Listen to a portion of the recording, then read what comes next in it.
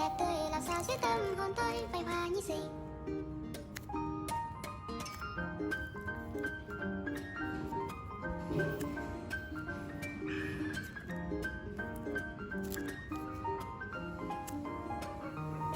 Vừa đi vừa hát cầm tay nhảy múa hồi lơ lửng giữa những đám mây. Từ ngày có em đời đẹp biết mấy.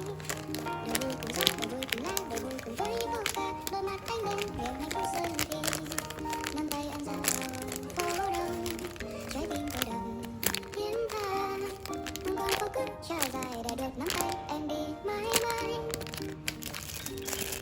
Trời màu xanh xanh mây nước trong lành, nàng mong bay kia hoa trắng ngọt lành, làm cho mắt môi đẹp tươi làm sao giết tâm hồn tôi bay hoa như tình.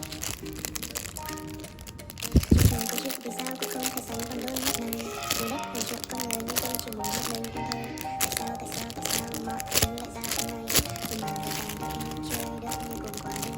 Em thích gì đợi em muốn gì cứ nói đi rồi tôi sẽ chiều để em được vui tôi sẽ người mình như bé vì em vốn rất xinh đẹp.